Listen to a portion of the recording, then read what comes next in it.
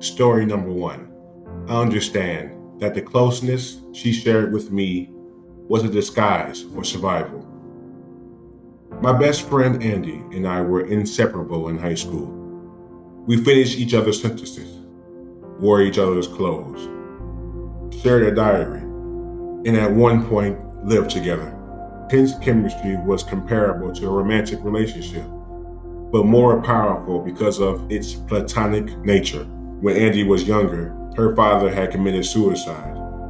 Her mother was barely contempt, and Andy had to parent herself at a young age. She was dangerously close to being outright narcissistic, but I chalk it up to her overcompensating for lost attention and love. When she met her first boyfriend, I knew our friendship was ending. Eerily, she began to cut and dye her hair to resemble him and wore his clothes. She was becoming him, sharing and losing identity in him, and simultaneously displaying her recovery of male attention in full force. It was assurance, preventing another important male from leaving her. Her transformation signaled to me that our friendship was also mimicry. Looking back, I understand that the closeness she shared with me was a disguise for survival. She did everything in her power to attract me as a best friend. I was a substitute for the solid foundation she lacked and craved. We played out the parent-teen rebellion since she couldn't with her mother. I wish I had had the maturity in high school to step back from the situation, to let go in healthy doses, and to realize that she wasn't abandoning me. She couldn't help herself. The relationships she fabricated in high school were mad attempts at family creations. Today, she's living far away with her boyfriend. I hope she's happy, and that the distance removes her enough from anything familiar, giving her the opportunity to start from scratch and to give up the mind. Age 22, Los Angeles. I know you see, girl, this thing sit a little good in my soul. Everywhere this little bit gone, she pick up another lap, she's cold. She was my heart, I don't know to try out this for. But by default, she don't think of me. I bet she wasn't in the end. She was like a things like a female.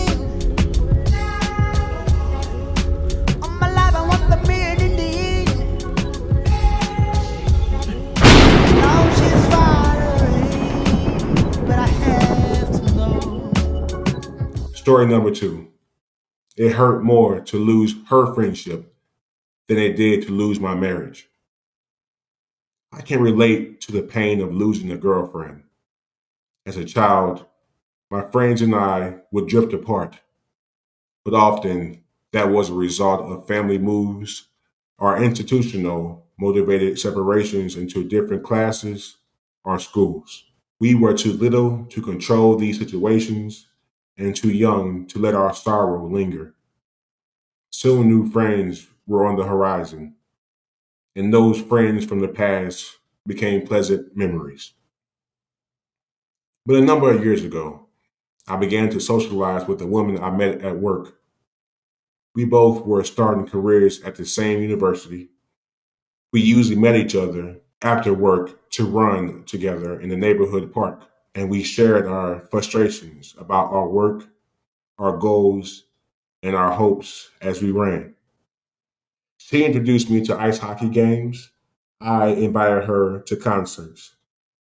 We attended conferences together and shared hotel rooms to cut down on the costs. Occasionally, our travels took us overseas. We were best of friends, and we were also supportive colleagues. A few years ahead of her in the system, I stood up for her on a number of occasions, trying to help smooth processes, expectations so that her advancement would be easier than mine. I was outspoken in my concern for her, and it wasn't always without risk, but it seemed the right thing to do. And then she stopped meeting me after work for our usual runs. We stopped attending conferences together. I tried to talk to her about the way things were changing between us, but she was not responsive. She brushed my concerns aside by telling me she was just getting very busy, and she was also working on a new relationship. At the same time, my marriage was collapsing. I remember one day, after she had snubbed me, walking to my car and realizing that it hurt more to lose her friendship than it did to lose my marriage. In many ways, there's something more intimate about a friendship with a woman. I trusted her implicitly, and when she just faded away, I felt horribly betrayed, and it really hurt. She left my university and took a job elsewhere. Occasionally, we see each other at other conferences, and we are politely professional. I have other wonderful female friends. Some I have maintained relationships with since high school.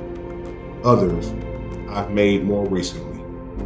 I'm lucky to have such good friendships, but occasionally I still feel a twinge of hurt. Age 57, Missouri. Story number 3. I'm not entirely sure who or what went wrong. Rosie and I have been best friends since freshman year of high school. We carpooled and had virtually every class together. We were absolute opposites. She, the quiet introvert, and I, the opinionated free spirit. I think opposites attract was definitely true here. When we were younger, my boisterous nature helped protect Rosie through some pretty tough times.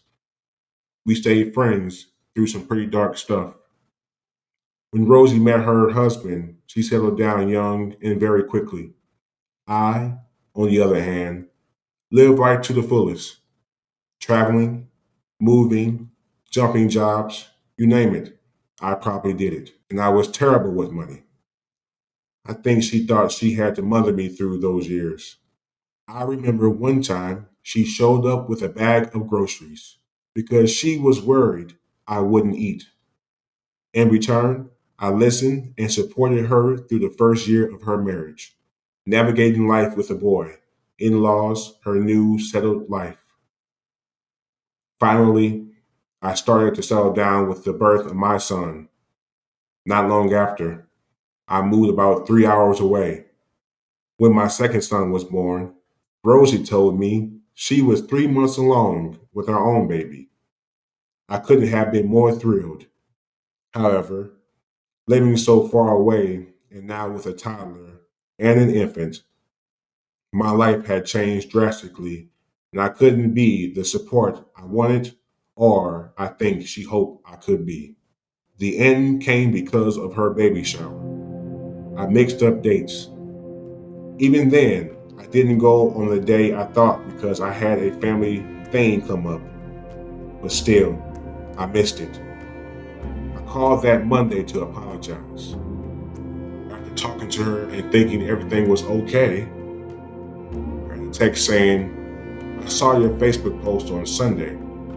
You lied. Don't call me. I'll call you when I'm ready. I had posted that I was spending time with my kids. I never got a chance to explain. She wouldn't answer calls or texts, and eventually, I respected her wishes not for me to contact her. We haven't spoken in 3 years. She emailed me about a year ago telling me she saw my family on Facebook and they were lovely, but I didn't respond. I couldn't. I'm not entirely sure who or what went wrong, but I was so broken by her flat out cutting me off and walking away that I could not even muster a thank you. Age 31, Cincinnati.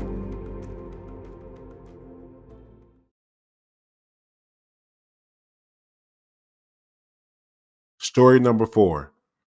I truly am thankful to her for ending the friendship. My best friend of 10 years broke up with me in a text. I knew something was wrong for months, but I kept convincing myself it was selfish to take her often irritated and snappy treatment of me personally when she was dealing with some serious troubles. Turns out she felt I was one of those things draining and exhausting her. Her two texts to me said she thought I was a good friend, a loving person, and that I didn't do anything bad, but that she couldn't stop focusing on my negatives and that she wasn't her best self around me because I irritated her and made her lose her cool. She said she knew she wasn't being a good friend and was hurting my feelings. But there's nothing to fix. You are you, she said. But I know in my heart, I gave at least as much as I took in the friendship, and I was not a toxic friend by any definition of the term. I feel ashamed, like the girl who is overly understanding, giving, loving, and loyal to a mean, self-centered guy who eventually dumps her because she is too needy, along with the I was a doormat. Shame is also the embarrassment that the other people is also the embarrassment that the other people who find out will think there is something wrong with me or that I must have done something to deserve this treatment. To add to all of this is the burden of not being able to share how I'm feeling with most of my friends, or to completely cut ties because I still have to work with her. And I don't want our many mutual friends to feel uncomfortably stuck in the middle. I'll never agree with the mean and immature way she chose to do it, but I truly am thankful to her for ending the friendship. If being around me at the happiest, most confident, most successful, and fulfilled point in my life so far is irritating for her, that her final true act of kindness was letting me go. Age 28, Los Angeles.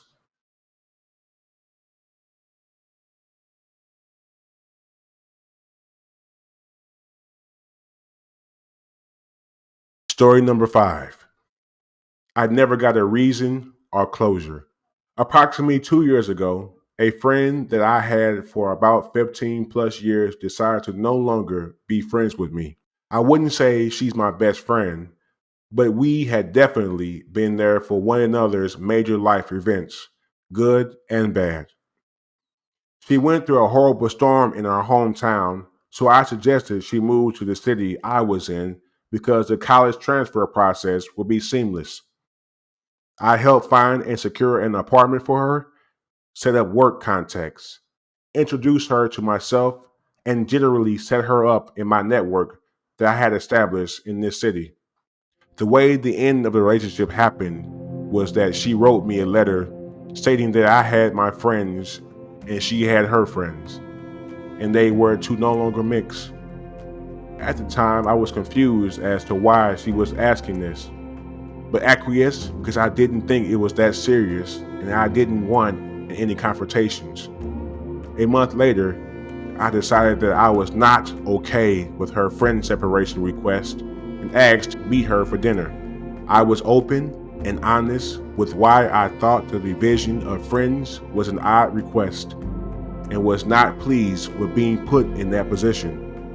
She then told me she could no longer be my friend. I asked why, and she said she couldn't give me a reason. I think I was in shock at that time and didn't fully realize the change that would be occurring. During the months that followed, I no longer talked to her on the phone or text or saw her in person. She requested that if she were invited to an event, that I not be invited as well.